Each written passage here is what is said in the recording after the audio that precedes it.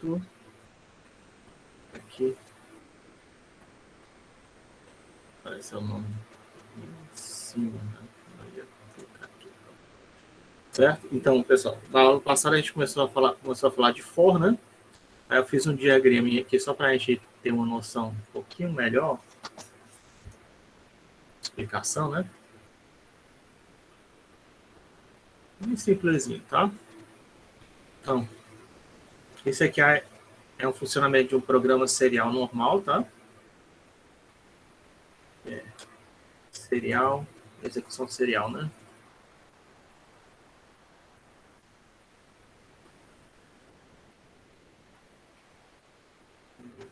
Execução serial. Ou em série, né? Série. É passo a passo, tá? Isso aqui é um código-fonte. Isso aqui é um arquivinho que a gente tem de código. Deixa eu estar descompartilhando na tela. Tá. Isso aqui é um código-fonte, né? Um programinha que você tem passo a passo. Ele é executado nessa ordem, tá? Da primeira linha até a última linha. Isso é a execução serial. Só que aí existem estruturas que modificam essa linha de execução, certo? Você quer chamar de uma linha de execução, né? Que vai em cima e embaixo. Mesmo aqui quando a gente está no Octave, isso aqui é uma linha de execução, né? Porque conforme eu digito, por exemplo, x... Deixa eu... Quando eu digito aqui x igual a 2, né? Por exemplo, né? Isso aqui não é sempre essa linha, né? Ela foi executada primeiro do que essa daqui. Se eu colocar x igual a x mais 4, né? Certo? Essa primeira linha aqui, né? Tem essas duas setinhas, foi executada antes dessa, né? Essa próxima linha que foi executada, ela está sendo executada depois dessas duas primeiras que já foram executadas, né? Então é sempre assim, uma após a outra. Isso é execução em série ou serial, né? Só que existem existem comandos, estruturas que modificam essa ordem de execução. Quem falou alguma coisa? Boa tarde. Que modificam essa ordem de execução, né? Uma delas é o for, certo? Aliás, todos os programas, tem vários programas, toda a linguagem de programação tem essas duas estruturas, tá? Básicas. O for, que é uma estrutura de repetição, também tem o while, né? A gente viu várias, né, que podem fazer isso. Mas a tradicional é o for ou while, que faz estudo de repetição. E aqui, quem faz isso tradicionalmente é o if ou if-else, né? Que é a estrutura de controle. Mas também tem outros métodos de você fazer estrutura de controle, tá? No Octave, que a gente vai ver hoje, né? Mas primeiro eu queria fazer uma revisão do for, né? Que o for é essa ideia daqui, certo? Você tem algumas linhas, né?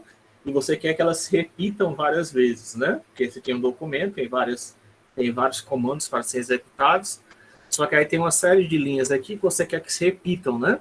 E é para você não ter que digitar essas três linhas aqui no caso, né? Que estão dentro desse quadrado vermelho, né? Ou quadrado verde. Para você não ter que digitar essas três linhas várias vezes, a gente existe essa estrutura de repetição, que você pode dizer que essas três linhas são repetidas 1000 vezes, 1 milhão de vezes, né?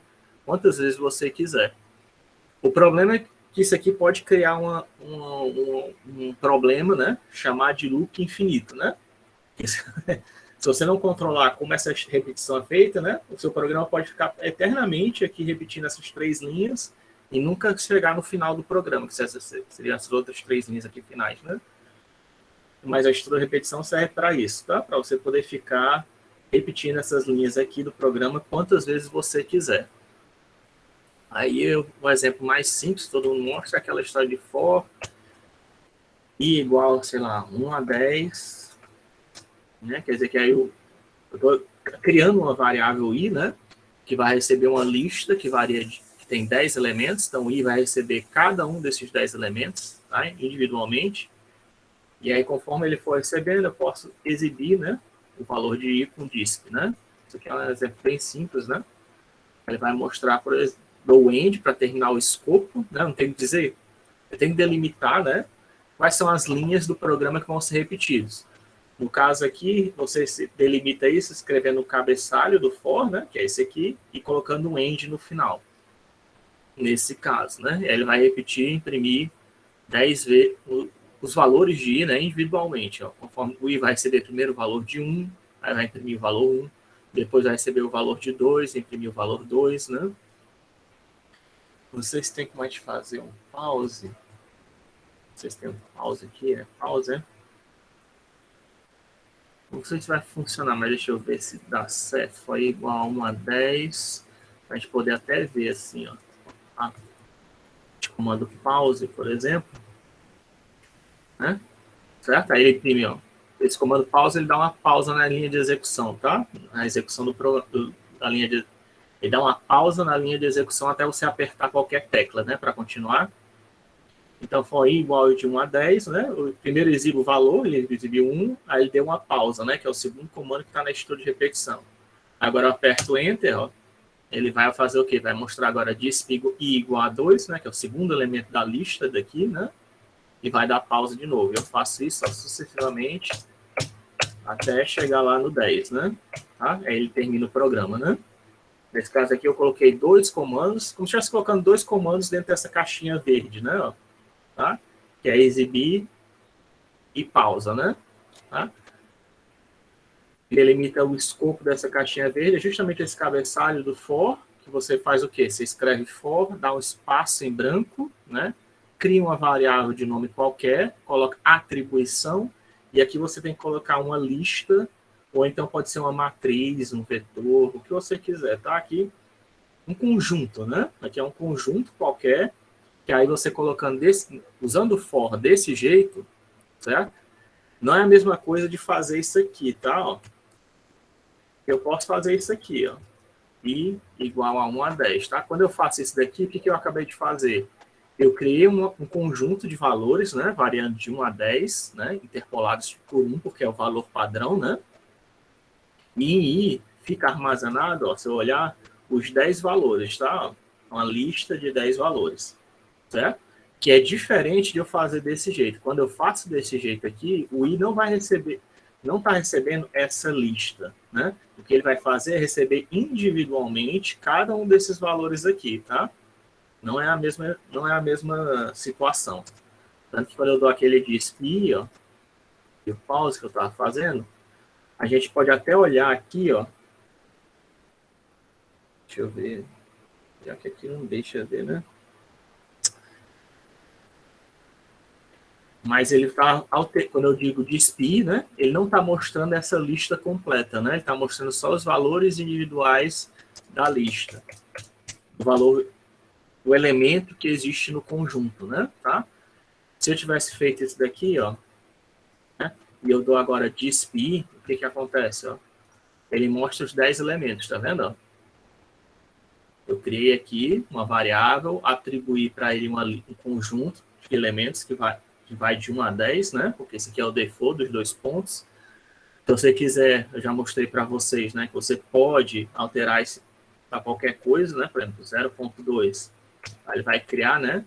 De 1 a 10, um passo de 0.2, né? Ó, todos os elementos. Sendo que aí, quando eu dou disp I, ele vai mostrar todos os elementos que estão salvos lá, a lista, o conjunto completo, né? Que é diferente de fazer, né? For, colocar um forzinho aqui na frente, já é diferente, tá?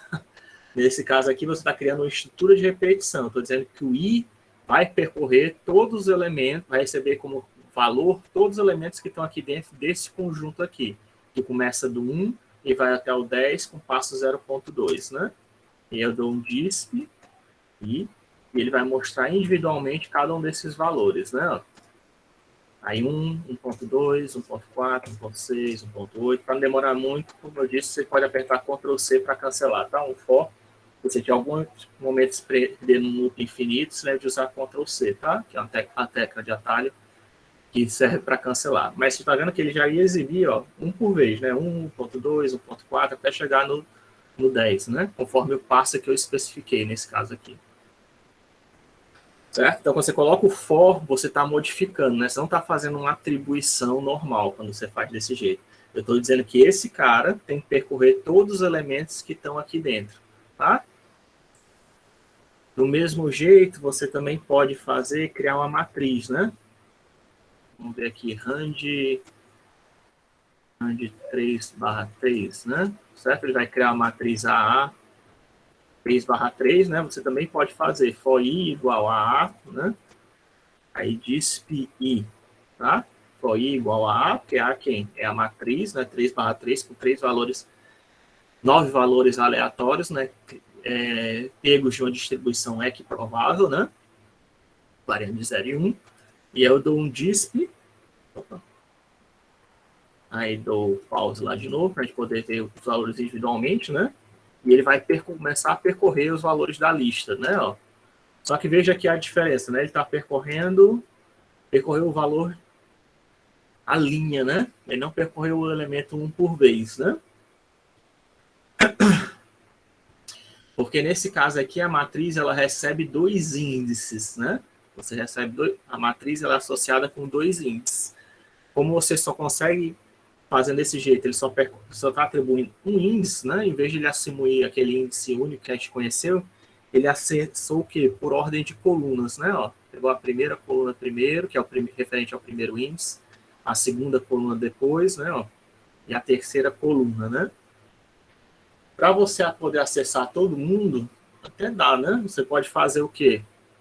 Você pode fazer 2 fors, que eu já mostrei para vocês, né? For i igual a, sei lá, 1 a 3, aí for j, colocar 2 fors um dentro do outro, né? Que isso aqui é um for alinhado, de 1 a 3, e aí colocar disp a i j, né? Que aí ele vai exibir cada elemento individualmente da matriz, né? Coloca o end para terminar o for interno e end para terminar o for externo, e ele vai exibir individualmente cada elemento, né? Podia ter colocado, eu não coloquei, né? Não importa se é I ou J, tá? Ó. Vou colocar assim também dá certo. For J, for I, AI J. Você só está mudando a ordem que os elementos estão sendo percorridos, tá? End, ó. Exibiu só um elemento, aí depois o segundo, terceiro, quarto, quinto, sexto, sétimo, oitavo, nono, tá? Ou então, como eu já mostrei também para vocês, um outro elemento melhor, que eu considero usar o array fun, só que a gente não viu ainda a questão de como criar a função anônima, né? Mas poderia fazer isso também função anônima, fazendo simplesmente esse comando, ó. Tá? Nesse caso aqui, por isso eu já disse que o for é o tradicional, tá? Das linguagens de programação, mas em Octave e MATLAB o pessoal prefere, quando você tem que usar for, usar o array fun, né? Porque esse aqui já tem as otimizações possíveis de programação que no caso aqui, dos programadores do Octave já implementaram, né? Nesse caso aqui, o que eu estou fazendo? Eu estou dizendo para aplicar a função display em cima de cada um dos elementos que estão lá em A, tá? E aí ele vai aplicar, ó, exibir cada elemento por vez. Ou então também posso fazer o quê? Acho que não dá para colocar multilinha, né? Teria que criar uma função minha para poder colocar um pause. Eu queria mexer em função agora não, mas também dá para colocar o pause, tá? Nesse caso aqui ele está aplicando a função disp para todos os elementos de A, tá? Acho que é bem mais fácil, né? Você não precisa fazer for aninhado, né? Independente das dimensões de A, tá? A podia ser uma rand n 3/3/3/3, né? Por exemplo, ó, uma matriz de 4 dimensões, né? Ó, certo? Eu ia fazer do mesmo jeito, ó. Arroba disp A, manda, ele vai exibir todos os valores, ó. Tá? Tá aplicando a função para todos os elementos da matriz, ou seja, né? Se você estivesse usando for, o que a gente ia ter que fazer nesse caso aqui? Que a gente tem uma matriz de 4 dimensões, né? 3/3/3, você ia ter que fazer 4 fors, né? Alinhados um dentro do outro para percorrer todas as dimensões. Ou então você pode fazer só uma, só que aí você não pode referenciar diretamente a matriz, né? Você tem que referenciar o índice dela, né? É de 1, 3 a quarta, dá o que? 81, né? E aí, opa. disp a i, né? Também dá certo se você fizer desse jeito. Sendo que aí eu estou usando índices, tá? Eu não estou usando a matriz aqui para acessar os elementos do conjunto, né?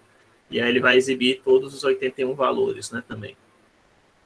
Isso é a estrutura de repetição, né? A gente falou do array fun, falou do for, acho que falou do while, né, também. Eu não gosto muito do while, mas você poderia fazer, né? Você começa, por exemplo, com i igual a 1, aí coloca while, i menor ou igual a 81, que é um teste, né? Aí eu posso colocar disp AI, que é o while, tá? I igual a I mais 1, sendo que eu tenho que fazer um incremento manualmente, né? Dentro, ó. Esse aqui é um teste condicional, né? Não está percorrendo todos os elementos. Então, eu criei um elemento inicial, atribuí um valor, faço um teste para ver se é verdadeiro. No caso aqui, I é menor que 81, ele vai exibir o primeiro elemento da matriz, lá 3/3/3 de 4 dimensões, né? Depois vai incrementar o I e vai continuar nesse loop, né? Para mim que eu não gosto muito do while, no caso aqui ele vai exibir tudo, né? Se você esquecer de fazer aquele incremento, né? Você faz só aqui I igual a 1. Faz o while e coloca aquele disp, né? E dá um end aqui, o que vai acontecer? Ele vai entrar no loop infinito, né? Vai ficar imprimindo mesmo a primeiro elemento da matriz, nunca vai parar, a não ser que você aperte Ctrl C, tá? Para interromper. Isso que eu recomendo que vocês tentem usar o array fun, né? Ou então a vetorização a própria vetorização do Octave, né? Essa característica dele trabalhar naturalmente com matrizes, né?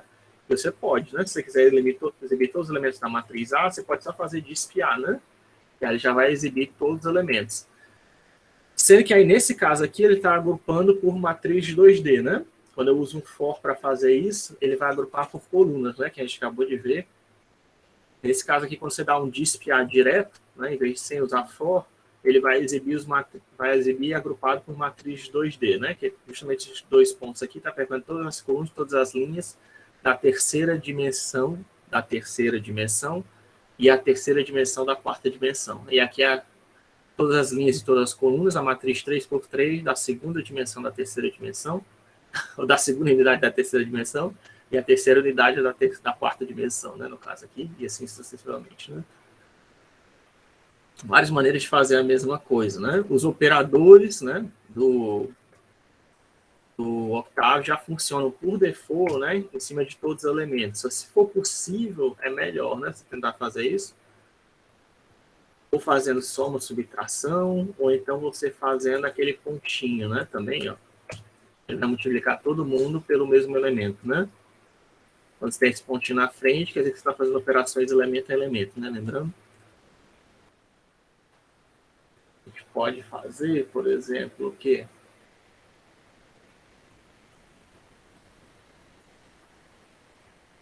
Se eu tenho um vetor que faz, sei lá, 1, 2, 3, né? E outro vetor que será cá, 3, 2, 1, né? A gente pode fazer esse tipo de coisa aqui, né? Ó, A ao quadrado. Opa. Não está funcionando porque aqui está levando cada elemento ao quadrado individualmente.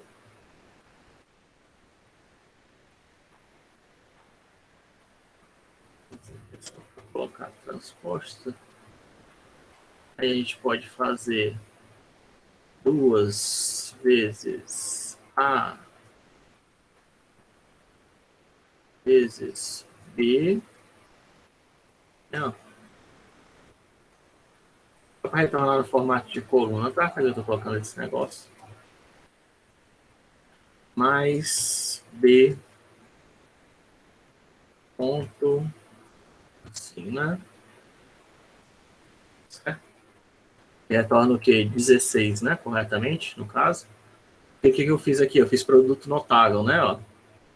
A mais B ao quadrado, né? É o quadrado do primeiro, mais 2 vezes A vezes B, mais B ao quadrado, né?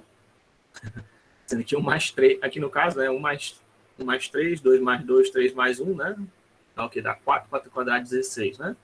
Mas esse que eu apliquei aqui produto notável, né? Nos três elementos, né? De uma vez só, usando o quê? O pontinho, né? O pontinho elevado, pontinho vezes, né? Ó.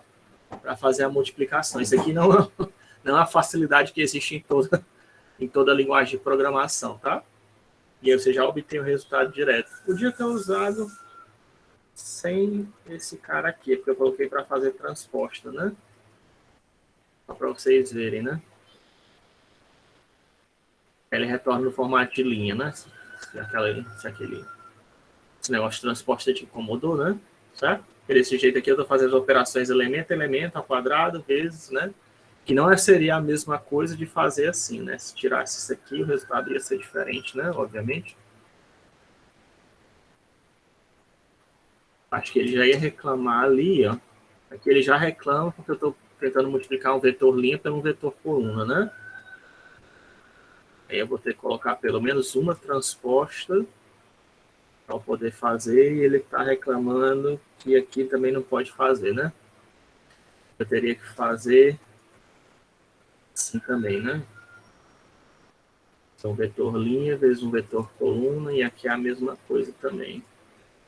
Vetor linha vezes um vetor coluna, vetor linha vezes um vetor coluna, vetor linha vezes um vetor coluna, né? E aí dá certo.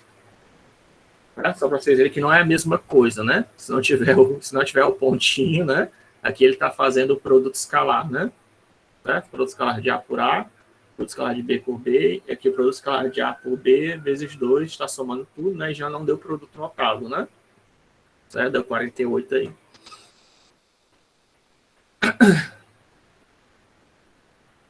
É o somatório disso aqui tudo, né? Praticamente.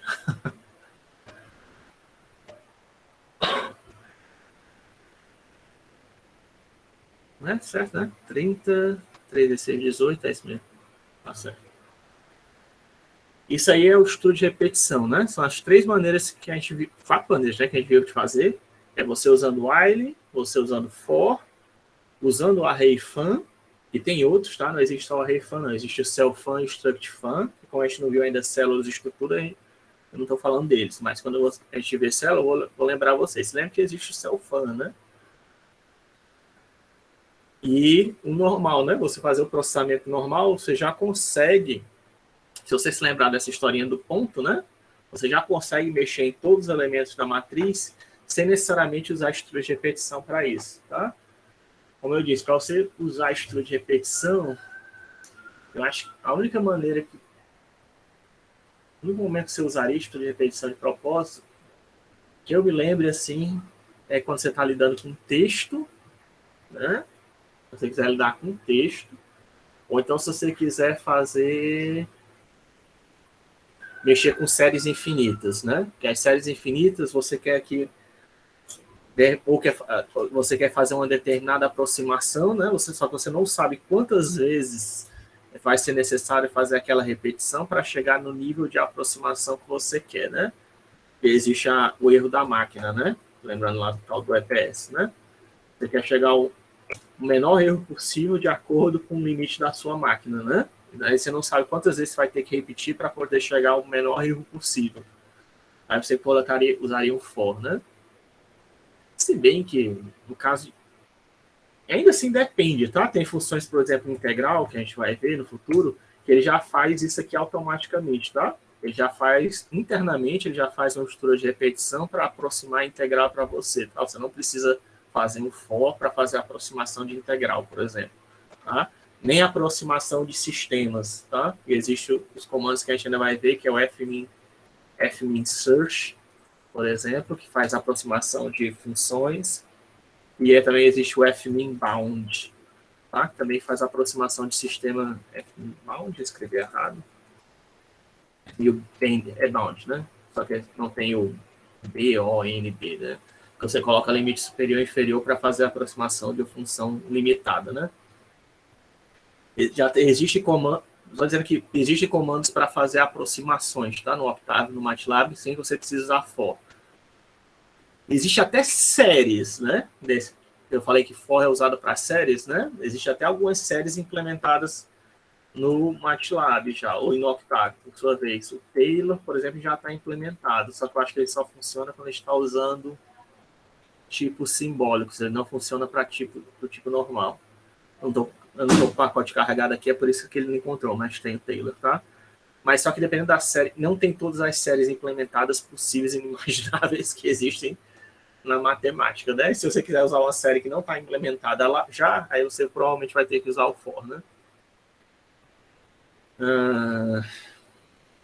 Enfim, então o for ele serve para quando você quer fazer essa repetição de algumas linhas de código, né? Pode ser quantas linhas você quiser, não precisa ser 3 linhas, né? Mas você define com aquele cabeçalho de for, fazendo uma atribuição de variável, que é de quais são os elementos do conjunto que ele vai percorrer. Dependendo do caso, ele pode percorrer por colunas, né? Você lembra que o jeito de percorrer elementos de for no Octave e no MATLAB, por sua vez, é columns first, por isso que ele imprimiu colunas, tá? Mas ele vai percorrer todos os elementos, vai percorrer todas as colunas primeiro, a não ser que você crie for alinhados dentro de for, nesse caso já recomendo se tentar usar o array fun, né? Na verdade, o primeiro que você deve tentar recomendar no caso de for é os operadores com ponto, tá? Se você não conseguir fazer a fórmula usando operadores com pontinho na frente para fazer elemento a elemento, aí você implementa tenta usar o array fun, o cell fun, o struct fun. São dois comandos que a gente não viu ainda. Se nenhum desses caras fizer for suficiente para você, aí sim você apela para o for. E se ainda assim o for ainda não for suficiente, que é possível, é raro, mas é possível, aí você usa o while, né? O while, por exemplo, eu já usei para fazer, não sei se terem ideia, né? Que quando eu evito ao máximo, tá? Usar o while, por exemplo, como programador, mas eu já usei o while, eu realmente, e aí nesse caso eu prefiro usar o while quando eu estou fazendo transmissão de pacotes, tá? Para fazer tipo um programa tipo Messenger, né? Aí você quer fazer troca de mensagens, aí existe um protocolo lá que você pode usar, que é o TCP/UDP, que o envio de mensagens pela internet não é confiável, você não sabe se um pacote enviado pela internet vai chegar ou não, né? Por exemplo, todo dado, meu estado que eu estou transmitindo agora para vocês agora, da minha voz e vídeo, não tem como garantir que está chegando a vocês, tá? Eles podem ser corrompidos no meio do caminho. Aí existe protocolos de transmissão que dão conta disso. Quando eu estou implementando um protocolo de transmissão de dados, aí eu uso o while, né? Eu não tenho certeza se o pacote que eu enviei foi recebido ou não, né? Mas está vendo que é um caso bem específico, né? É um problema bem específico que eu estou tentando resolver com o while. Não é uma coisa que não é frequente eu fazer isso, usar ele, né? O mais comum mesmo, quando eu uso em qualquer outra linguagem de programação que não tem esses recursos que o Octave tem, que é de fazer operação elemento a elemento com ponto, ou então usar o array fun ou comando similar, aí eu uso o for, tá? Eu evito ao máximo usar o while. Até mesmo porque para paralelismo, e é bom vocês saberem disso, né? Se você quiser fazer programação paralela, o que é programação paralela, né? Porque aqui eu estou mostrando a execução em série, né? A execução paralela é você dividir o seu código-fonte, o seu texto, né? Em várias partes, e cada parte do texto ser executada em um processador diferente, tá? Se você estiver usando for, né? Existe um comando muito comum, acho que até o Octave, não sei se o Octave já tem, mas o MATLAB já tem, o Octave acho que também, provavelmente já tem, talvez já tenha implementado, eu vou verificar para vocês, que é o parfor, tá? Que ele pega e em vez de executar, sei lá, 100 comandos no mesmo processador, né? Que não vai repetir, né? 100 vezes aquele mesmo bloco de comandos, ele pode colocar para esses blocos de comandos ser executados em processadores diferentes, né? Certo? Então, por exemplo, se você tem 100 comandos sendo executado, você quer que seja, você tem um comando que você quer que seja repetido 100 vezes, né? Isso aí é natural, né? Natural de programação paralela seria o quê? Você fazer, você pegar esses 100 comandos, dividir por 4, né? Dá para fazer só 25, né? E aí você colocar aqui 25 comandos, seja executado 25, o mesmo comando seja executado 25 vezes em 4 processadores diferentes, se tiver um quad-core, né? Tem um quad-core, se você tiver um octa-core, né? Tentar dividir por 8, né? Que aí não vai ficar igual, vai ser não problema. Por isso que eu coloquei 4, tá? Porque eu executei a 5. 5 também dá, né? Faz 20 repetições para cada processador, né? Por 4 também dá, 25, né? Qual seria? Se tiver só 2 cores também, né? Coloca 50-50. Isso aí é processamento. É um processamento paralelo mais natural que tem, né? Quando você tem uma estrutura de repetição, que você sabe que tem vários comandos para ser executado, você dividir entre os processadores, né? Isso é tão comum, né, que existe esse comando par-for, que a gente chama de paralelo, né? Par-for, que faz o for em paralelo. A maioria das linguagens de programação já tem isso, né? E aí, se você souber usar o for, né, tudo que você tem que fazer é colocar o par na frente, tá? Coloca par, espaço, for, já fez a sua programação paralela, né? Isso para for, tá? Isso só funciona com for, inclusive, tá? Não existe par while, infelizmente. Por quê? Porque justamente o while não tem uma condição de parada, ele não é naturalmente vetorizável, né? Ele não tem como você dividir ele naturalmente entre os processadores, porque você não sabe, você só tem uma condição de parada, né? Você não sabe quantas vezes o while vai ser executado. Aí não adianta você tentar dividir, porque você não sabe quantas vezes vai ser executado. Se você sabe quantas vezes vai ser executado, melhor usar o for. Né? Aliás, melhor não. Você usa o for, porque não existe o par while, né? Eu acabei de falar.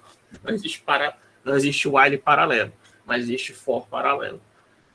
E se você usar o array fun, você nem tem que se preocupar com isso, tá? Que o array fun provavelmente já tem lá um par for implementado internamente para ele. E é por isso que ele é mais rápido que o for natural, não. Né? E tem gente que diz que não, mesma coisa não é, não. Eu provavelmente, muito provavelmente, eu já fiz vários testes daquele TikTok, né, que eu mostrei para vocês no MATLAB e aqui no Octave também, e sempre dá. Isso mas eu li o código-fonte, né? Depois eu vou dar uma olhada no código-fonte. Não sei se a gente pode dar uma olhada nele, não sei se. Acho que não. Provavelmente o array fun ele deve ser built-in, ó. Não dá para ver, não. Então, nem no MATLAB eu vou poder ver. Porque eu já falei, né, para vocês que o Edit ele permite você ver o código-fonte de todas as funções implementadas no MATLAB e no Octave, né? A não ser que seja built-in, porque quando é built-in quer dizer que ele existe no software, mas ele está no formato de binário, né? Aí você ia ver o quê? Opção de zeros e uns. Aí ele diz só built-in, né?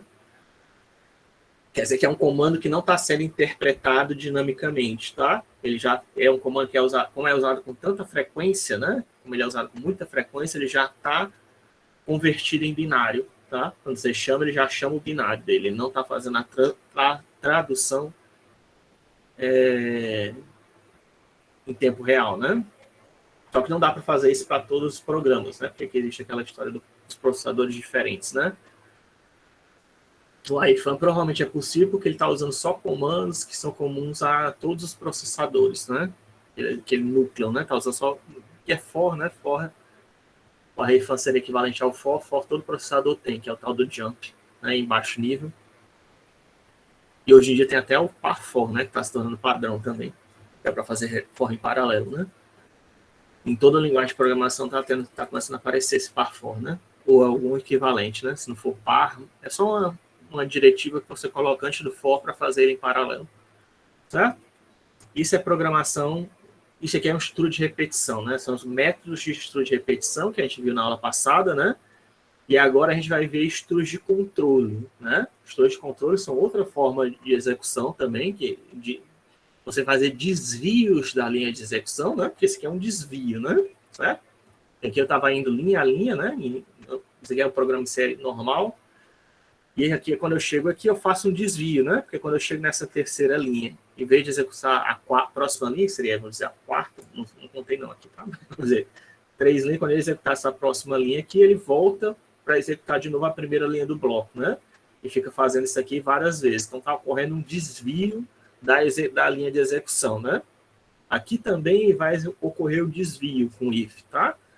Só que aí, no caso do if, e existe também outros estudos para fazer if, a gente vai ver, mas o if é o tradicional, que a tradução quer dizer if, quer dizer se, tá? E o else quer dizer se não, né? O se não quer dizer o quê? Se a condição for verdadeira, né? Parece com while, né? Inclusive, se a condição for verdadeira, ele executa qualquer condição de teste que eu estou fazendo, né? Ele executa ou essas 3 linhas aqui no bloco verde, né?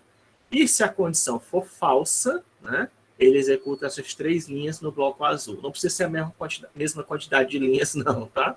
Aqui podia ser só um comando. Aqui podia até ser um bloco vazio, de repente, tá? Quando você faz o if, você garante só que tem um bloco que vai ser executado ou não, né? Certo? E aqui, chegou aqui, essas 3 linhas são executadas para todo mundo, só que aí quando chegou nessa 4ª linha, né, iniciou-se um if, e aí dependendo da condição que é usada no if, ele vai executar ou esse bloco em verde ou esse bloco em azul, e depois seguir a linha de execução natural, tá? Sendo que aí você vê que você vai ter 2 programas aí, né? Certo? Tem um programa que é executado essas 3 primeiras linhas, depois as linhas no bloco verde e as últimas 3 linhas, e tem um outro programa, nesse mesmo programa aqui, que vai ser executado aqui as 3 primeiras linhas, as 3 linhas do bloco em azul e as 3 últimas linhas, né? Ou seja, são 2 linhas de execução diferentes, né? No mesmo programa. É por isso que é chamado de estrutura de controle, né? Toda vez que você coloca um if, você está criando uma linha de execução alternativa, né, para o seu programa. Quantos mais ifs você colocar, mais branches, né, você vai criando, mais galhos, né, na árvore você vai criando. E aí você pode criar uma árvore tão grande quanto você quiser, né? Se for verdade, aí se for falso, faça isso. Sendo que aqui, se for falso, você pode fazer de novo outro teste, se for verdadeiro e falso, né? E aqui você pode fazer esse aqui sendo verdadeiro, você pode fazer outro teste, se aqui for verdadeiro e falso, né? Você está criando essa árvore, tá? De decisões, que é chamada de uma árvore de decisão, tá? Se for verdadeiro, venha para essa linha de execução. Se for falso, venha para cá. Aí aqui pode ter um outro teste que verifica se algo for verdadeiro. Venha para essa linha de execução, se for falso, vai para essa daqui. Porque quando deu falso e verdadeiro, aí ele faz um terceiro teste para ver se é verdadeiro ou falso, e aí finalmente termina o programa, né? Certo? Isso aqui é chamado de uma árvore de decisão. Isso aqui é usado até para inteligência artificial, tá? Isso aí também é usado. Árvore de decisão, também chamada de árvore de comportamento, tá? Muitos da inteligência artificial primitiva, no princípio da computação, era feita assim, através de árvores de decisão. Se acontecer isso, faça isso. Se acontecer aquilo outro, faça isso ou isso, né? E assim você vai criando, pode criar uma. Dá para ver que isso aqui dá para ficar bem complexo, né? Baseado na nossa própria maneira que a gente se raciocina, né? A gente pode criar vários critérios, né? E implementar esses critérios todos para fazer algum tipo de teste, ou avaliar alguém, né?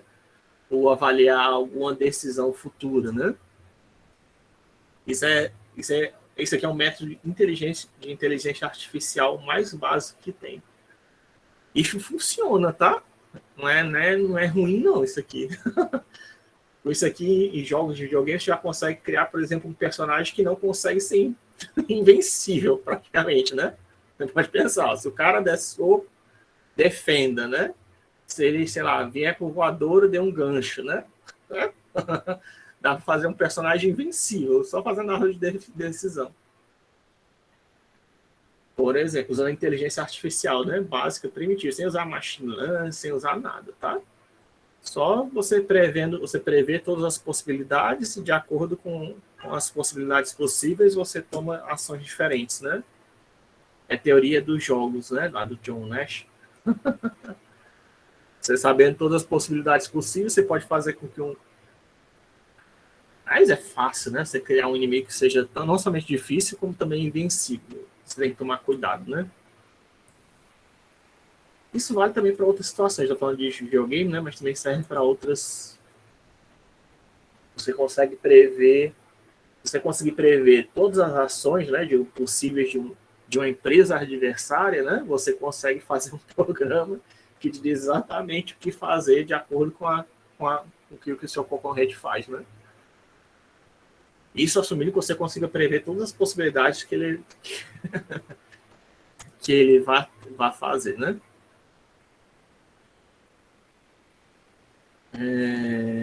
Sim, aí como é que seria o if, né? Finalmente, no final das contas, né? Por exemplo, acho que o if mais simples que tem é você ter, por exemplo, uma variável idade, né? E aí quando você entra no site, né? Ele pergunta a sua idade, né? Vamos dizer que seja 16. E aí eu faço um teste para ver se a minha idade é maior ou menor que 18 anos, né? Aí se for maior ou igual que 18 anos, né? Eu faço o quê? Eu exibo uma mensagem dizendo que você pode acesso permitido, né? Melhor. Acesso permitido. Né? E se não, eu coloco outra mensagem, acesso negado, né? Você deve ter visto isso na vida de vocês, né? Aí, no caso aqui, ele vai imprimir o quê? Acesso negado, né? Eu estou criando um if, né? Que se a idade for maior ou igual a 18, não é? É igual a 16, né? Ele imprime acesso permitido, se não, acesso negado, né? Vou fazer isso aqui no formato de um programinha, né? Talvez fique mais fácil. Aqui no Octave, né? Você tem essa tem essa parte aqui de editor, tá? Tem a parte de Command Windows, que você coloca os comandos. Documentação, que é o Help, né? O manual do Octave. Aqui é a edição de variáveis, que a gente não mexe com isso. Não sei nem se... Variable editor, nunca mexi com isso.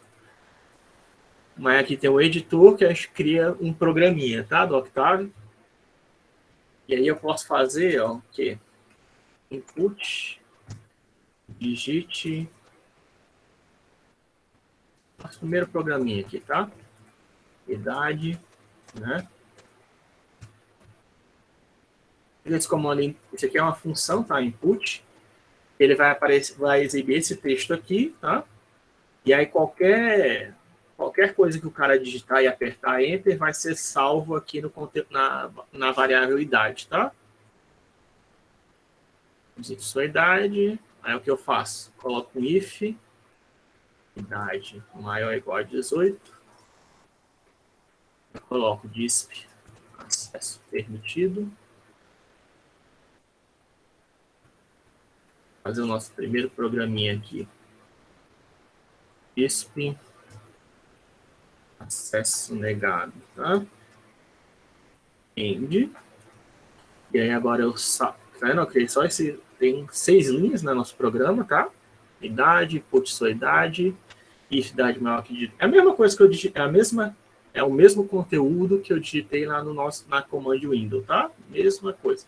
A única coisa que eu mudei, o único elemento que eu mudei foi esse que eu estou usando esse comando input, tá? Para poder receber uma entrada do usuário. Input quer dizer entrada. Aí tá aqui sem nome nosso arquivo, tá? Eu salvo ele como que... Ele vai salvar como arquivo .m, tá? Esse .m é justamente porque veio de MATLAB, tá? Só que a Octave copiou, né? Porque você pode abrir, né, os arquivos do MATLAB no Octave e vice-versa, sem problema, tá? Aí aqui eu posso colocar o quê? Primeiro programa, né? Certo? Tá bom aqui, ó. Primeiro programa.m, né? Ó, tá? E aí tem essas linhazinhas aqui, né? Eu venho aqui em comando India, eu posso digitar, chamar o meu programa ó, pelo nome, tá? O mesmo nome que eu coloquei aqui em editor, ó, o nome do meu programa, que é um arquivo de texto, como eu falei hoje para vocês, né? Ó, tá? Eu estou chamando ele aqui porque ele vai ser executado, vai ser interpretado dinamicamente, certo? Aí executou o quê? O primeiro comando, ó, permite digite sua idade. Esse stand aí, eu não sei se não aparece para todo mundo, tá? É alguma coisa, não sei se é problema do meu Octave, se vai aparecer para todos vocês, mas não se preocupe. Tá? Isso aqui é só para dizer que é a entrada padrão, né? Entrada padrão do prompt. Mas, provavelmente tem um jeito de esconder isso aqui, mas enfim. Aí se eu coloco 16, né? Ele vai dizer o quê? Ó, acesso negado, né? Se eu executar de novo o primeiro programa e colocar a minha idade para ser 21, tá? Aí ele vai colocar o quê? Acesso permitido, tá certo? Ok? Isso aqui é um programinha bem simples, ó, que tem 2 linhas de execução, né? Ó.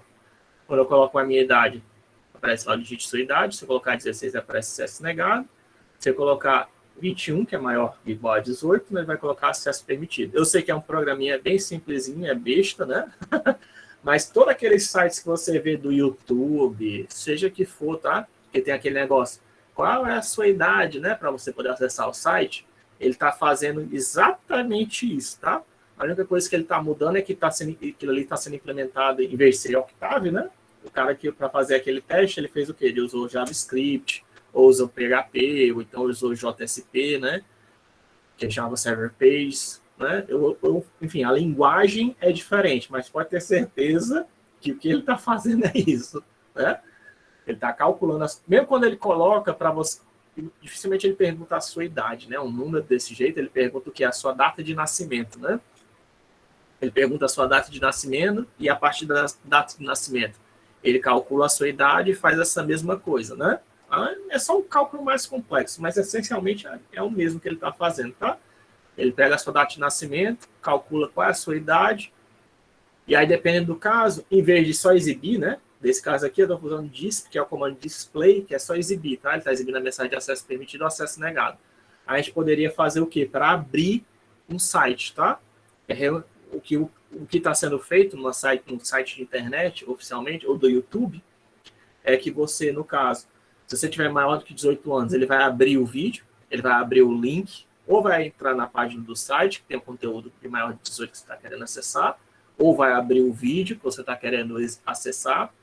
E no caso negativo, né, senão, ele vai fazer o quê? Ele vai te exibir uma mensagem de erro, ou então ele vai te redirecionar para outro site também, né? Ele pode redirecionar para o site da Turma da Mônica, né?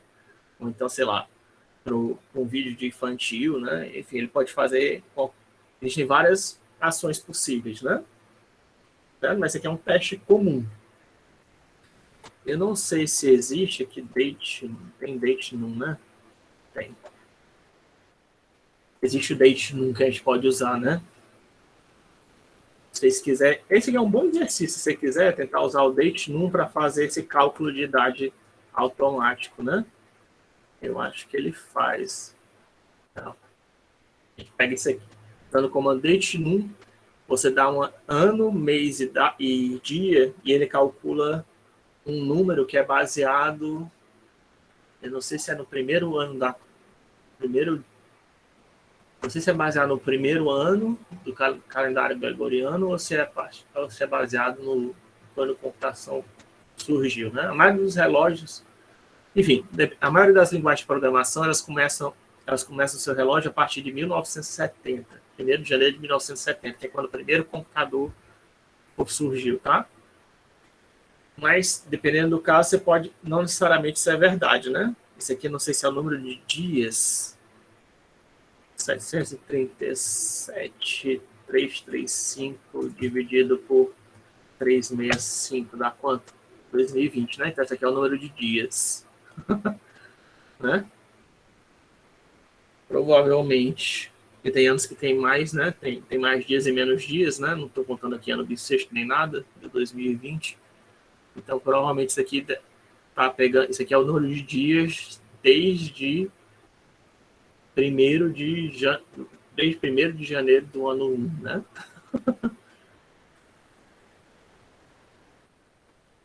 Certo? Você pode usar esses comandos date num, né? Para fazer. Eles tem date vec também, não tem? Estou pegando de acordo, estou tentando lembrar do MATLAB, tá? Date vec, date num, date str também tem. Date str tem, né? Que você pode colocar no formato de texto também, ó. 18/10/1/2, né? Que eu usei. Que já converte para formato date. Esse aqui ele retornou o quê? Formato de tipo? Ele não coloca, não, ele está como char. É porque no MATLAB tem um formato de data, tem um tipo específico para lidar com data, mas no Octave, infelizmente, não tem. Ele lida como se fosse texto. Aí isso é meio chatinho. Mas vocês podem tentar, isso é um bom exercício, tá? De programa que vocês podem fazer. Em vez de pegar para entrar a idade, pedir o ano de nascimento e o mês, um ano, dia, mês, ano de nascimento e calcular qual é a idade do cara, né? Da pessoa. Para depois fazer um teste desse jeito, né? Mas enfim, isso aí é para o futuro. Eu estou querendo só mostrar para vocês a estrutura de controle, né? Isso aqui é uma estrutura de controle, o if, e ele não precisava ter esse else, tá? O comum é ter esse else, mas você também pode fazer um if só para o quê? Deixa eu ver, integral.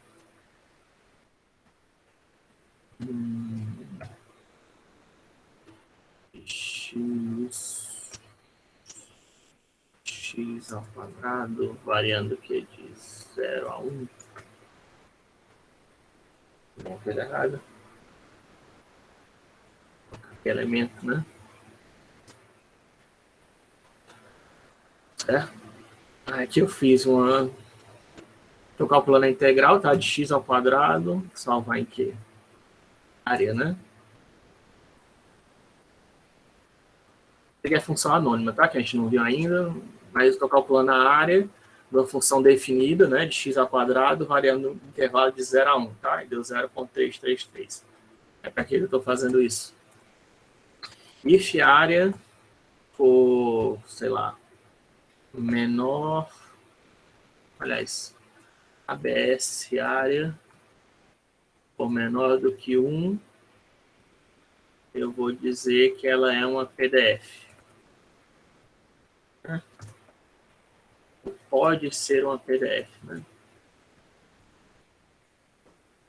Probability Density Function, tá? PDF.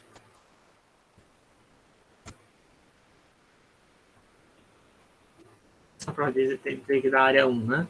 Mas só para ficar mais simples, tá? Se a área for menor do que 1, né? Se essa variável que eu estou calculando aqui de alguma maneira, né? Aí eu posso colocar aqui uma PDF, né? Pode ser uma PDF. Se não for, né? De repente eu pego uma área 2 de uma função que, de repente, menos x ao quadrado, não... Vou colocar o quê? 3 vezes x ao quadrado. 3 vezes vai dar 1, né?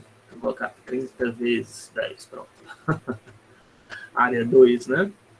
Aí se eu coloco lá agora, if ABS, área 2 menor do que 1, né? E não exibe nada, né? Tá? Nesse caso aqui, a área 2 vale 10, né?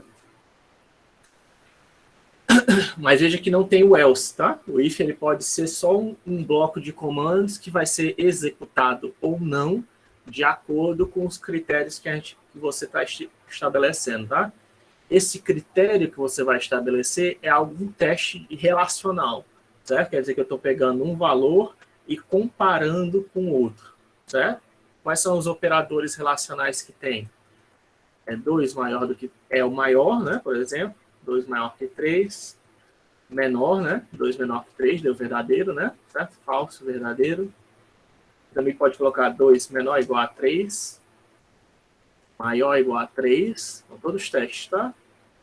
Aqui é maior, menor, menor igual, maior igual. Também pode testar se os dois números são iguais, desse jeito que você faz o teste, tá? Por igualdade. E também pode testar se eles são diferentes, né? Acho que é exclamação, certo? Se 2 é diferente de 3, né? Verdadeiro. Então, diferente, igual, maior igual, menor, maior.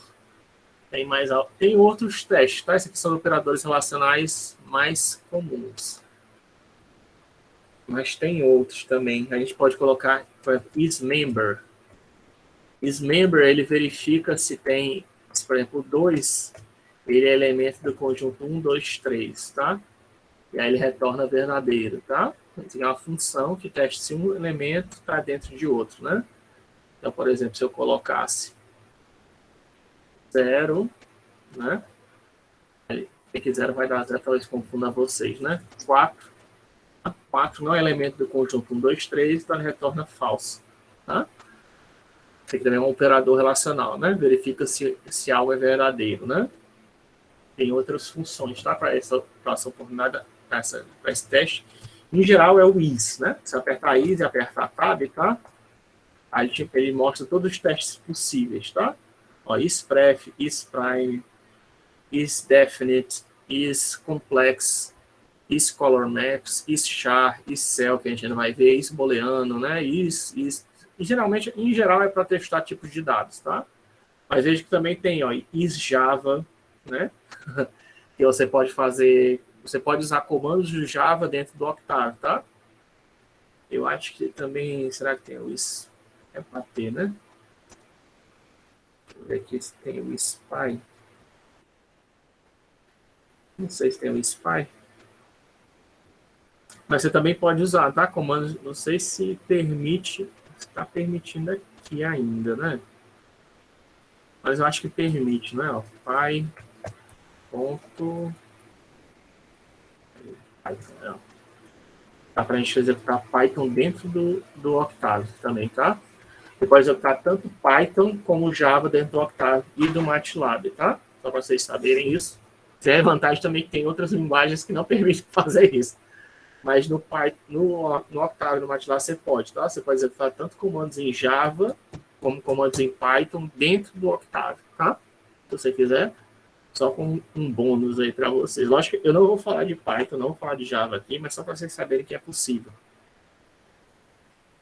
Você vê, tem uma classe legal do Java que dá para fazer isso, isso, isso, dá para executar, tá? Ela dentro do Octave.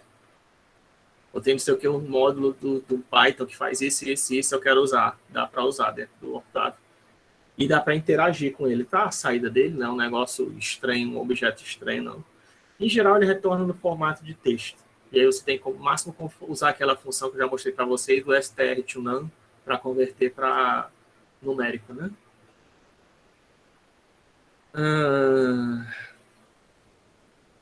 Sim, eu falei do if, que você pode usar if else. Aqui eu fiz o primeiro programinha. Mas a gente pode fazer outros, tá? Também. Deixa eu ver o que seria. Seria legal pegar, talvez, a data do dia, né? Time date, né? Que pega a hora do dia. Tem um que pega o now. Now pega o agora, tá? Segundos de agora. Mas tem um que ele retorna no formato da hora. Não sei qual é o parâmetro. Time H, é? Não. Time dividido por 86.400, só para ver se é essa. Não, é 3.600 vezes 24, né? 4 vezes 3.600. Eu não queria usar aquela date, não. Ó, vai ter que dividir por ano para pegar tudo isso. 3.600. Aí, né? Um now já dá, então, talvez. O now, tá certo? Então, now. 8,54, né? Começou de meio-dia, a gente está em 16, né? Era para ter 16. Não tá certo, não. Aqui tem um comando que retorna as horas. Eu estou tentando ver aqui qual é o que dá. Não lembro. 7 horas, não falta 7, mas aqui deu 50, né? É 5. Não é isso, não. Ordinal. Sim. Tô tentando lembrar o comando. Não é isso, não. Date time, talvez. Time date. Talvez não tenha no.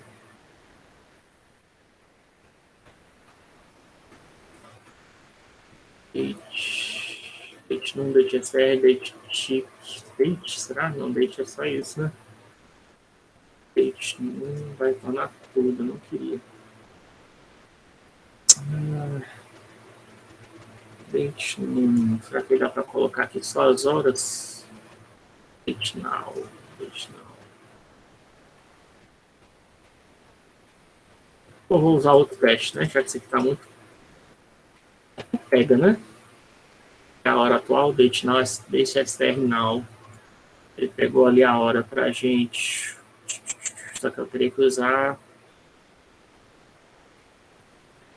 Pegar o quê? A gente teria que usar um split.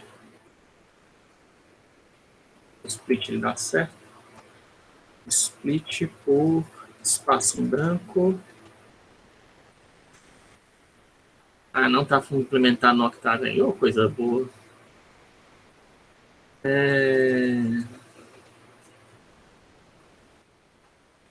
Qual é, então? Certo, então deixa eu tentar fazer aqui, mano. colocar date now.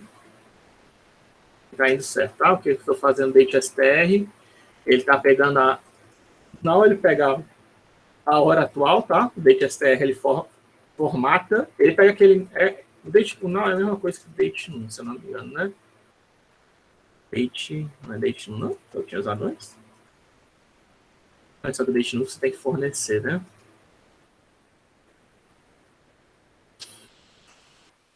Não, ele coloca aquele número gigantesco, né? Desde a criação do universo.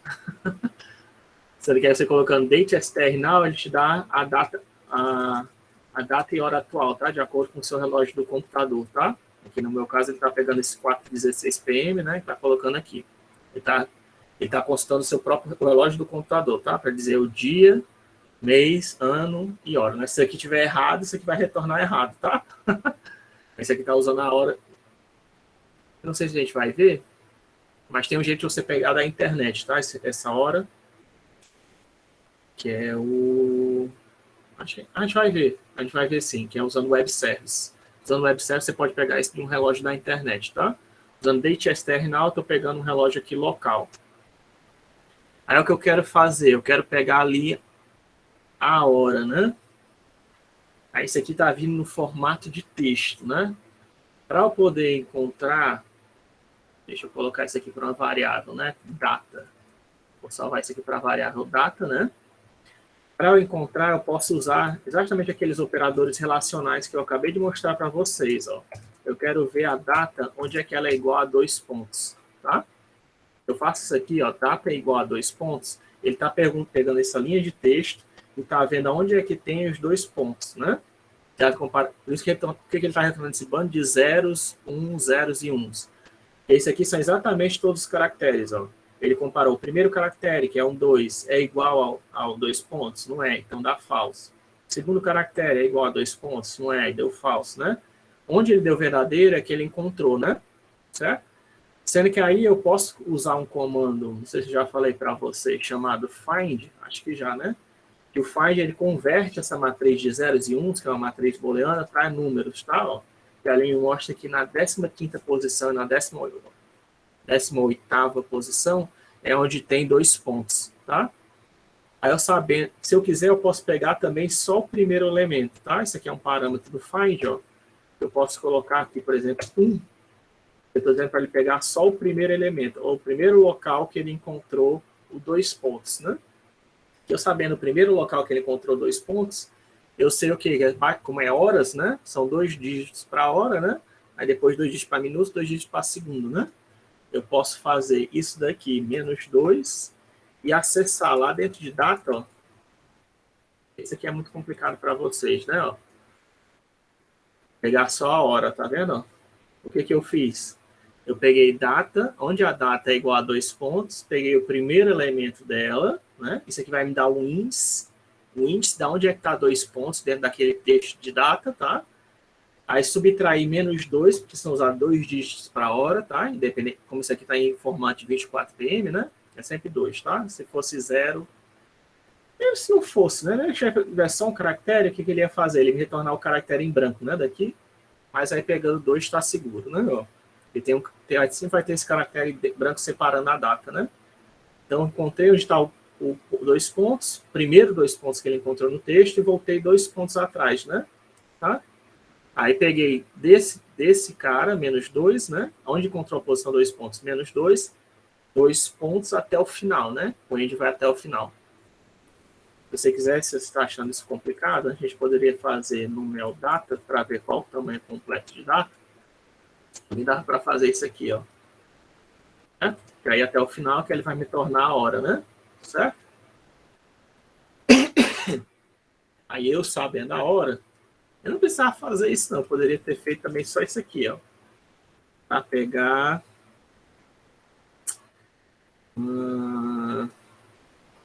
para pegar o máximo, eu teria que pegar isso aqui. Tem que repetir, não queria repetir não. Deixa eu colocar isso lá no formato de programa aqui para a gente.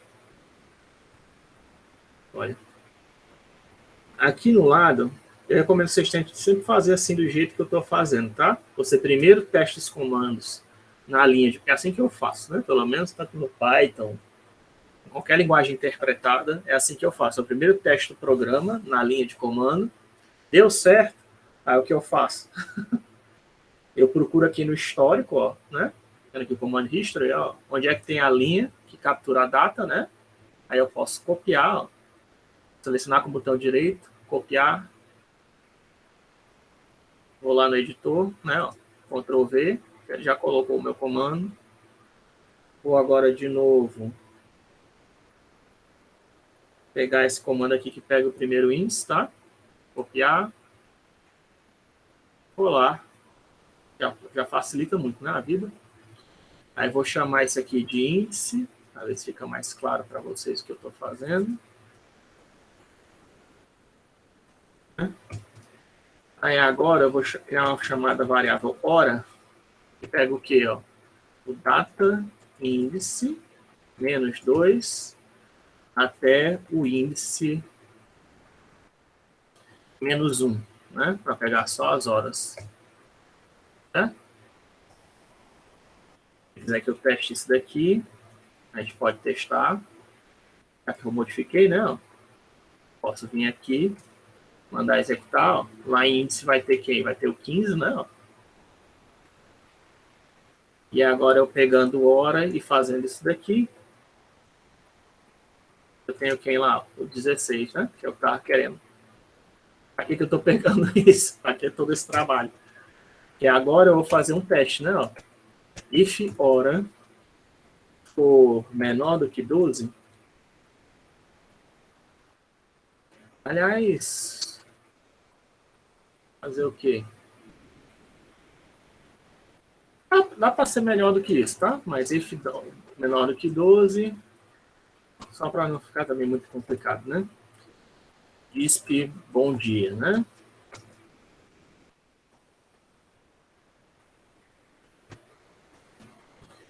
Aí, else if, ora,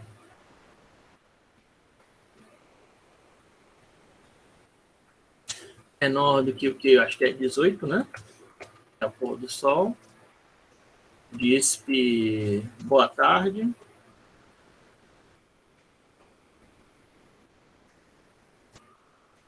Né?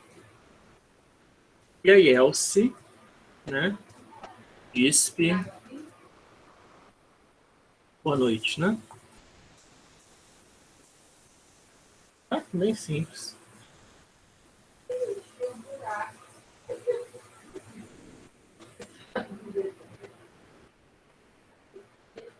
Programa aqui que eu vou chamar de quê? Tem que salvar, tá? Antes de poder executar ele. Vou chamar aqui de saudação, talvez.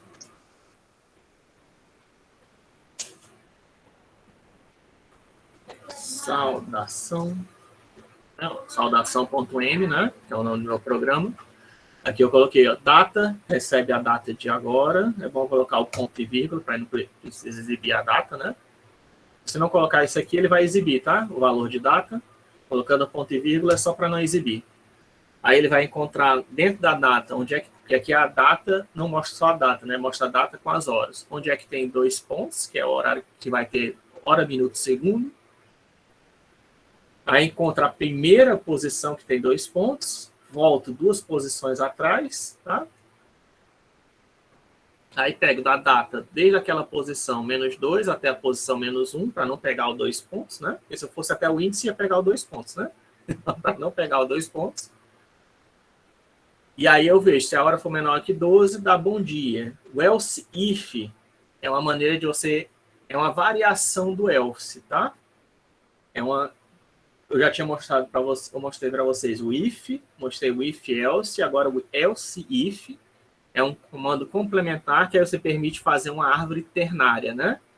Porque o if ele só permite fazer uma árvore binária, né? Ou é uma condição é verdadeira ou ela é falsa, né? Mas se a gente vai continuar falando isso na sexta-feira, né? Não sei se alguém falou alguma coisa. Tudo bem. Quem é que perguntou aqui?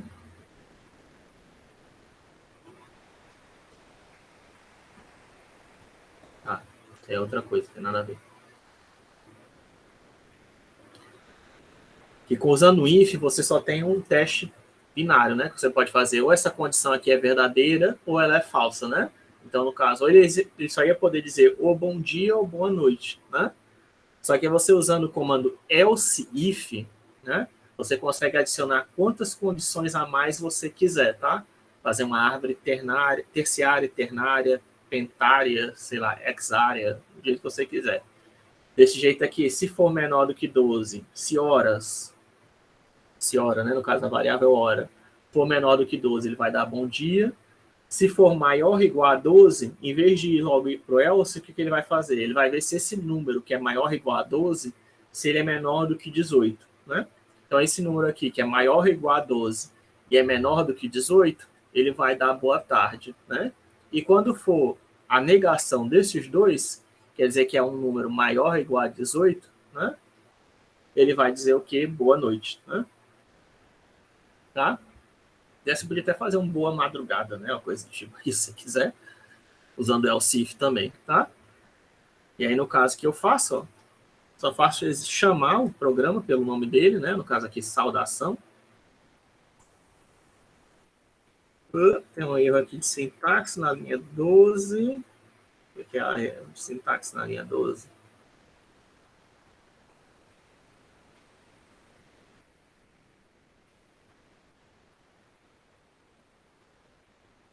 Tem uma coisa aqui de errado. E fiora, else if tem que ser junto, talvez.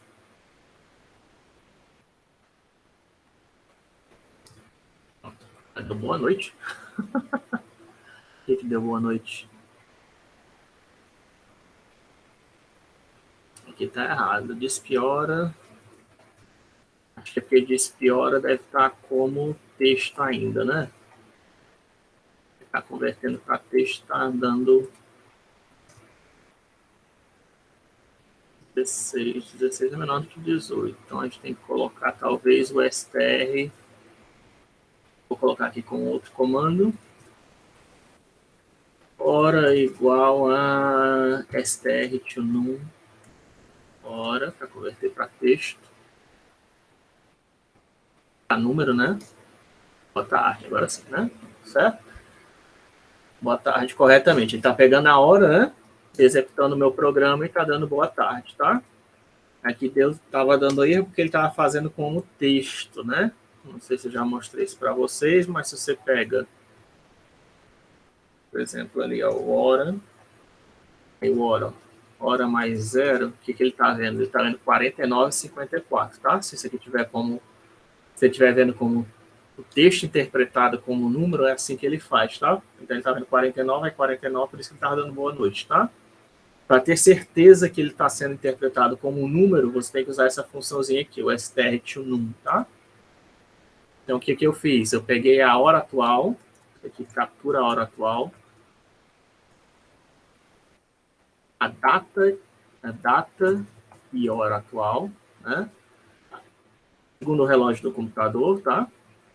Aí aqui, encontra a posição das horas no texto, né? Das horas no texto. Aqui, extrai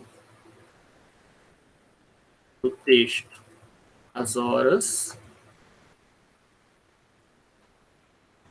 E converte as horas para número.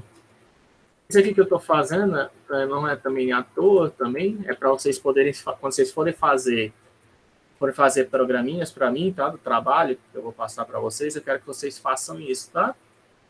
Tudo que você for fazer do seu trabalho, as duas avaliações, você tem que comentar e me explicar o que você está fazendo, tá? Como é que coloca o comentário? É usando justamente esse sinal aqui de porcentagem, tá? Tudo que vem depois do sinal de porcentagem é um comentário. Quer dizer que isso aqui não é comando. Isso aqui pode ser um texto qualquer que não vai ser interpretado pelo compilador, tá? Então, toda linha que você faz aqui, você tem que explicar para mim o que é que ela está fazendo. Inclusive aqui, tá? Você pode fazer isso, ó. Esta se hora é menor do que 12, tá? Pode fazer isso tudo, ó. exibe bom dia, exibe a mensagem bom dia. Tá? Eu sei que é redundante, tá? Mas isso aqui é a minha maneira de verificar que você sabe o que você está fazendo. Né?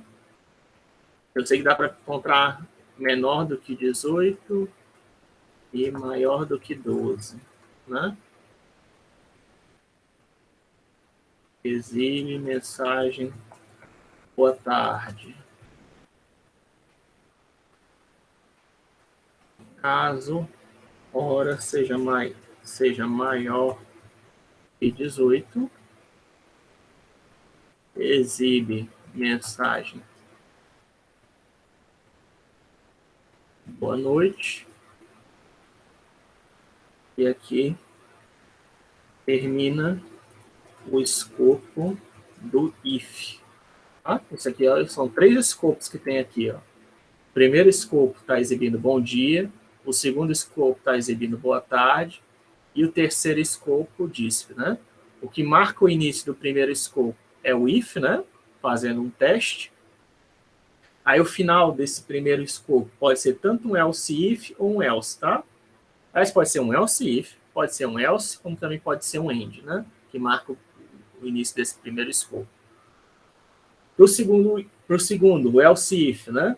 Ele começa com else, esse segundo escopo aqui, ele começa com else if e termina com else. E o terceiro último escopo começa com else e termina com end. Podia ser mais de um comando aqui dentro, tá? Não precisava ser só um comando do jeito que eu coloquei, não. Podia ser vários comandos aqui dentro. Podia ter vários comandos aqui entre if e else if, vários comandos entre else if e else, e vários comandos entre else e end. O importante é vocês entenderem que está acontecendo esse branch, né? Essa divisão de caminhos, né? Quantas linhas de execução o seu programa tem? Ele pode ir para uma linha ou pode ir para outra, né? Ou para outra, você pode criar quantas linhas de execução você quiser. E a sua árvore de decisão pode ser quão complexa você quiser, tá? Isso aqui é uma árvore de decisão do tipo que tem 3, né? Se eu fosse colocar isso aqui naquele formato de árvore, né? Seria uma árvore terciária, tá? Desse tipo aqui, quer dizer que é o if, o else if ou else, tá? If, se for verdadeiro, else if e else, tá? Seria uma árvore desse tipo aqui. E é lógico, se você quiser, você pode colocar um outro if aqui, né? Não precisa ser tudo...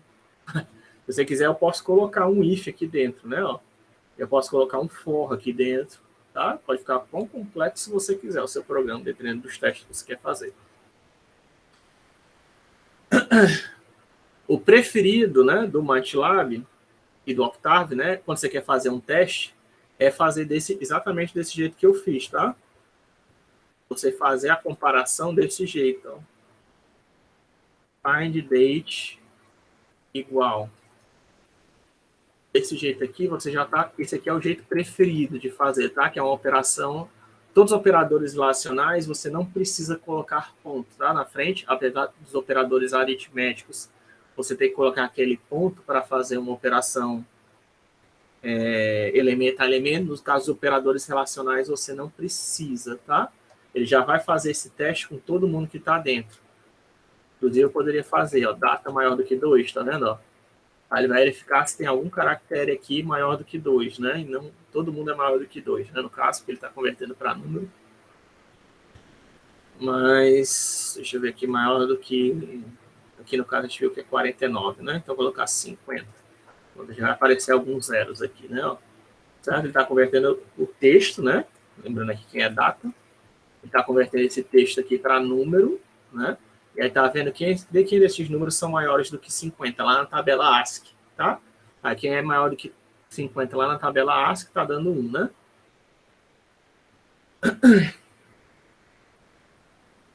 Isso aqui é o jeito preferido, tá? Aí você pode usar o if. Além do if, também existe outro comando de if, assim como existe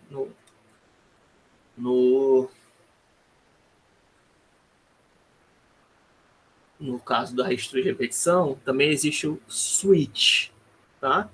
O switch é outra estrutura de repetição que eu vou mostrar para vocês. Acho que eu vou deixar para mostrar isso na sexta, talvez. Que o switch ele permite você testar elementos a elementos, né? testar todos os conjuntos dentro de um elemento, né? Por exemplo, fazer switch.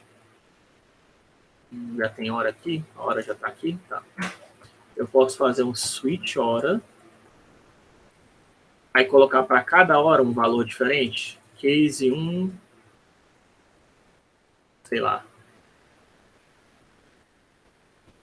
ISP. Esses 2 pontos não. Case 1, ISP. Oi, né? Sei lá. Case 16, ISP. Boa tarde, né?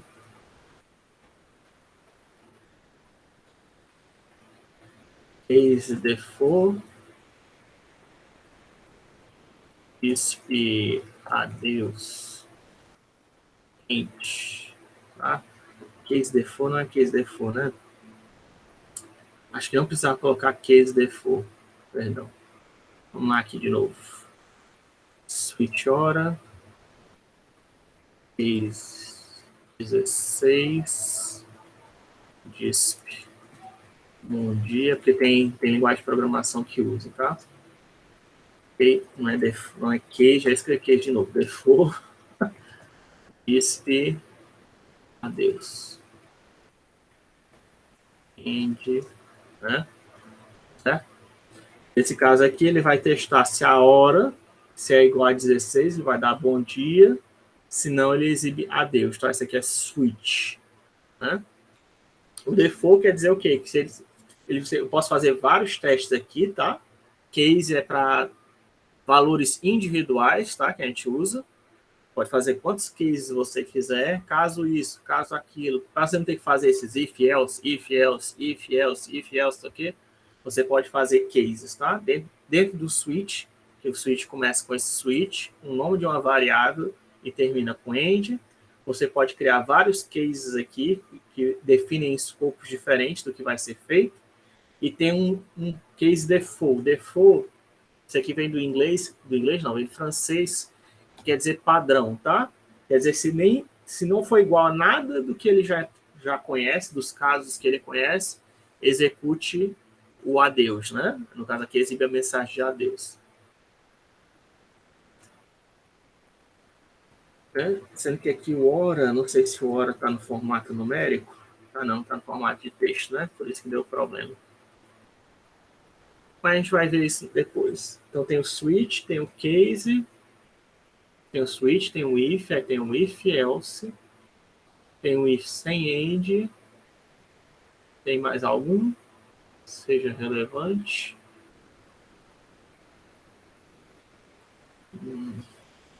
O mais comum que eu falei do caso do Octave é você fazer aqueles testes relacionais que eu já mostrei para vocês, né?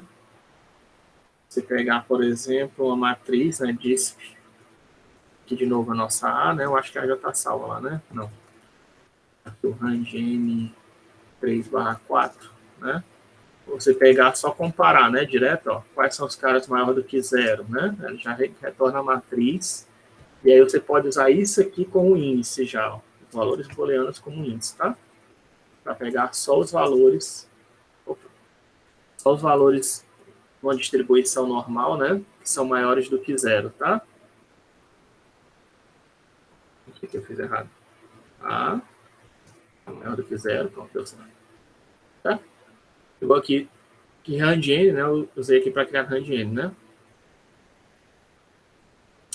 RandN criou a matriz distribuição normal, tá? Quando tem esse N aqui é porque é a distribuição normal, tá? A curva de Bell quer dizer que os valores se concentram na metade, tá?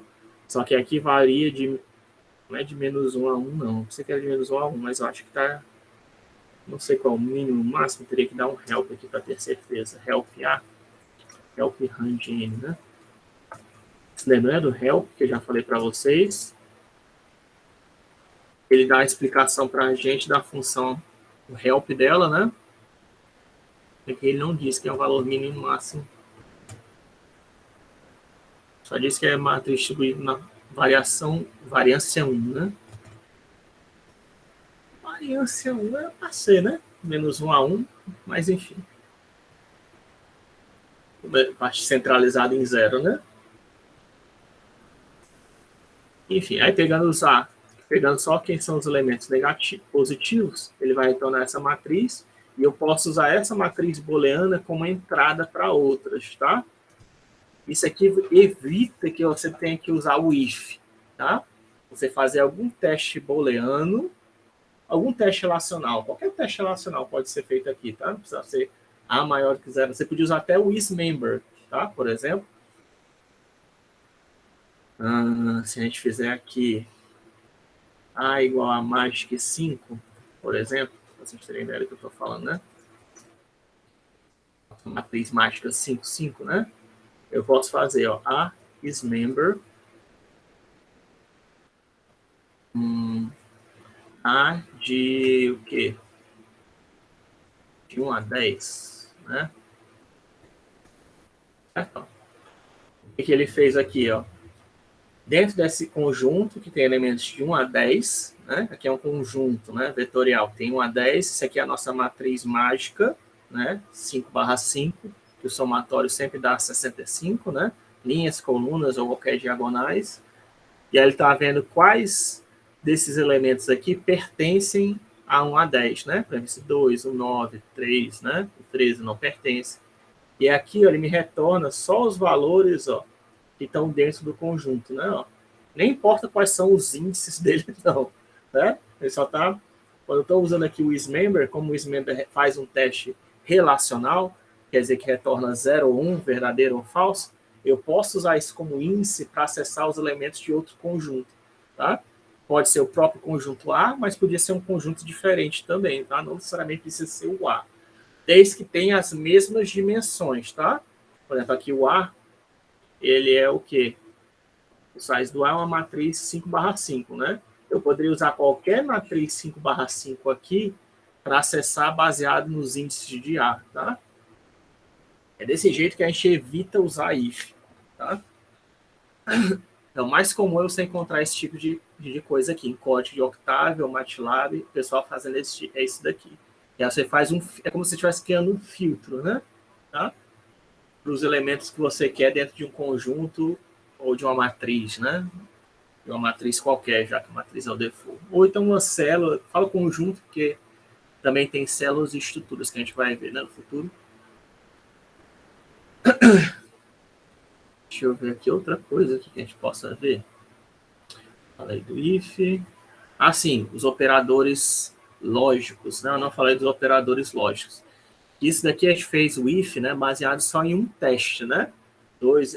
Se um valor é maior do que outro, né? Se o valor é menor do que o outro. Eu acho que eu já falei, inclusive, para vocês que para números booleanos, né, o ideal é que vocês façam algum teste relacional, né? Por exemplo, de novo lá no caso, eu ainda estou com a área aqui, estou, né? Área format long. Ela é 0.33, que isso aqui é a integral, né? Que eu fiz da função x ao quadrado. Isso aqui a gente não vai ver, tá? Não precisa se preocupar com isso aqui não, de 0 a 1, tá? Assim eu calculei e obter esse 0.333. Aí eu quero calcular a área com 1/3, tá? Que é 0.333. Será que eles são iguais? Você pode fazer isso aqui, né? Ó. Tá? Só que veja aqui, ó. Teoricamente, em teoria, isso aqui era para ser igual, não era? Porque dá x ao cubo, né? A integral de x ao quadrado é x ao cubo dividido por 3, né? Aí x ao cubo dividido por 3, variando de 0 a 1, 0 ao cubo é 0, né? Mas aí 1 ao cubo é 1, dá 1/3, né? Então a área de x ao quadrado, a integral definida de x ao quadrado variando de 0 a 1 era para ser 1/3, correto? Pode testar isso até no Wolfram, não sei se já... Wolfram Alpha, né? Você achou aquilo ali muito complicado que eu fiz? Desconfiado, né? É um direito seu, é bom estar desconfiado, tá? Não é bom confiar cegamente no que os outros dizem pra gente, depende de quem seja. Integral de x ao quadrado, né? Variando de 0 a 1, né? Isso aqui eu estou calculando lá pelo Wolfram Alpha, tá? Que é um site. Aí calcula para mim, ó, que é um terço, realmente, né? Ó, 0,333, né? Tá? Integral de 0 a 1, x ao quadrado dx é um terço.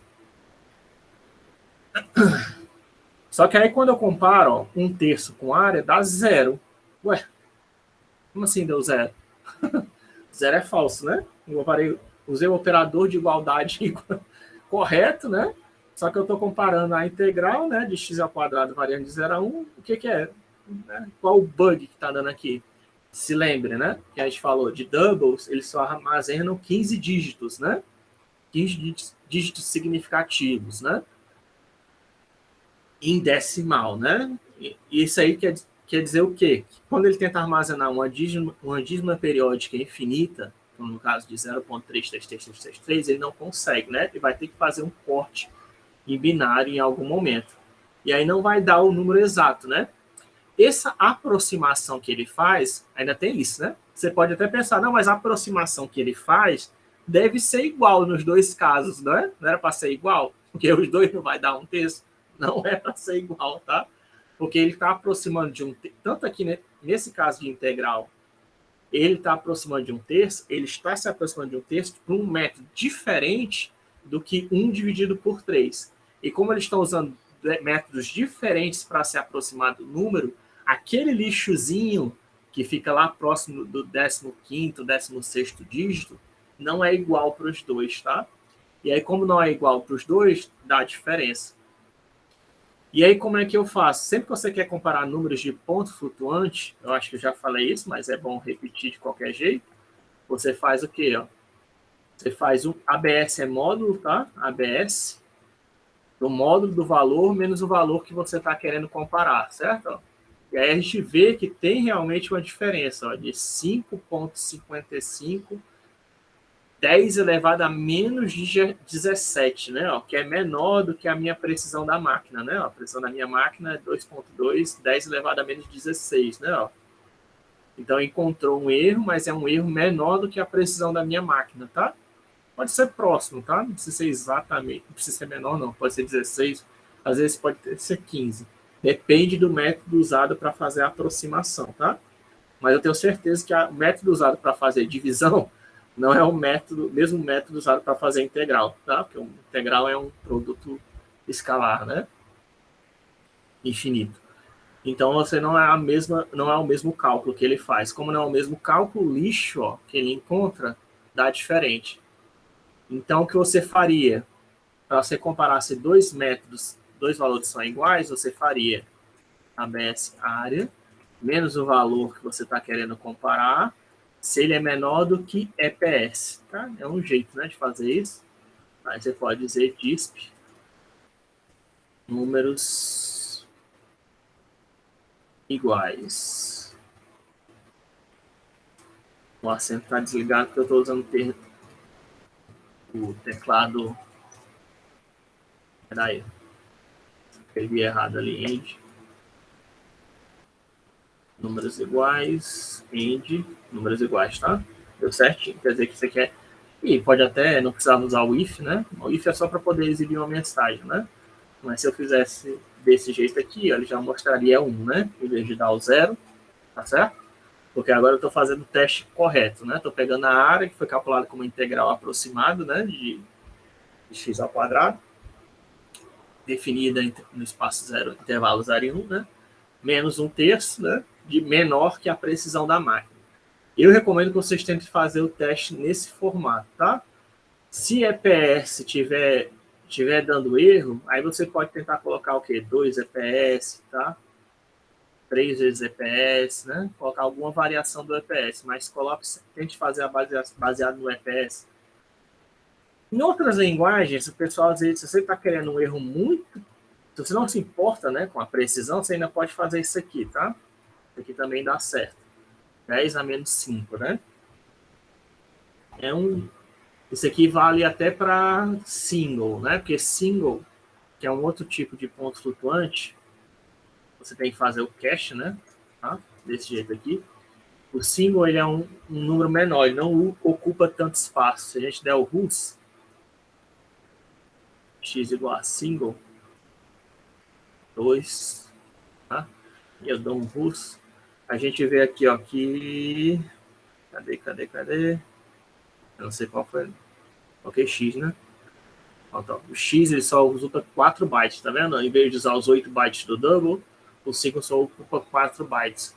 Como ele ocupa só 4 bytes, quer dizer que são 32 bits. Como são 32 bits para representar um número de pontos flutuante, que ele pode representar o número de pontos flutuante, a precisão dele também é menor, tá? A precisão dele, em vez de ser do double, como eu falei para vocês, é 15, 16 casas decimais. Para o single, não, tá? Para o single é 7, 6 casas decimais. E por que o pessoal então usa isso daqui, professor? Porque justamente, dependendo da máquina que você está usando, por exemplo, o celular, se não me engano, tem muito celular que ele não tem essa precisão toda, tá? De 64 bits. E aí não consegue pegar essa precisão de 15, 16 casas decimais. E você tem que usar isso daí, de 5, que é mais garantido. Pode até usar um pouquinho mais, tá? 6, né? 6 ou 7, né? Mas isso aqui é para...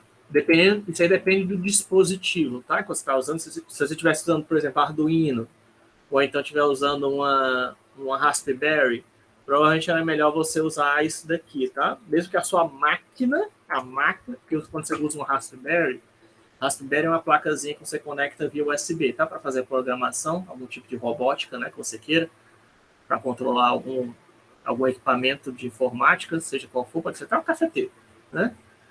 Você quer controlar, você comprou lá o Raspberry, legal, né? Ou então comprou o Arduino para controlar as luzes de casa, coisa do tipo. Aí a precisão esse EPS aqui, ele só se refere à precisão do seu computador, tá? Não é a precisão do Arduino, não. Não é a precisão do Raspberry, não. A precisão do Raspberry, do Arduino, que são componentes de informática, de computação, mas são mais simples, né? A precisão deles provavelmente não chega a tudo isso. Você tem que usar 5, 6 casas decimais, tá? Se você estiver usando aquele tipo novo que eu falei para vocês, o RAF, né? Que ainda não tem pro octário, mas vai ter no futuro, que aí só usa 16 bits, né? 2 bytes, aí ainda é pior, né? Aí 16 bytes deve ser o quê? 3 dígitos, talvez, 2 dígitos de precisão. Aí teria que usar um número ainda menor. Mas você encontra muito, tá? Em linguagem de programação, o pessoal fazendo isso. Não é menos 5, porque aí é mais compatível para qualquer dispositivo, tá? O WebGL também, tá? Dependendo do WebGL, que é programação para navegador, os navegadores também, em geral, também não tem precisão muito alta, não. Depende, né, do navegador, mas em geral eles não usam número de pontos flutuantes de 64 bits, não. Certo? Mais alguma coisa? Eu acho que eu retomei esse ponto, tá? Porque eu não queria entrar ainda... Eu até falei de switch por cima, né? Mas a gente vai voltar a isso na sexta-feira, tá? Falando mais de estruturas de controle. Sexta-feira, então, a gente vai continuar falando de estrutura de controle. E acho que ainda tem mais um que eu não falei para vocês, mas eu falo para vocês na sexta. A ideia de estrutura de controle é essa, tá? Você fazer um teste relacional. O teste relacional quer dizer o quê? Que ele vai retornar... eu esqueci de falar dos operadores booleanos, né? Mas eu falo isso na sexta-feira, que é usar... Quais são os operadores booleanos, né? É o E... Essencialmente, tem vários, né? Você já deve ter aprendido, né, na lógica. Mas os dois essenciais é o quê? O E e o OU, né? A gente tem o se, né? O se, então, que é usado o if, else, né? Só que tá faltando o quê? Tá faltando o ou e tá faltando o e, né? O end e o ou. A gente vai ver, tá? Mas não tem só esses, não. Também tem o existe e o para todo. Tá? A gente vai ver isso na sexta-feira. Também são outros tipos de teste relacional que retornam o quê? Verdadeiro ou... Eu chamo de teste relacional porque eles retornam o quê? Verdadeiro ou falso, tá?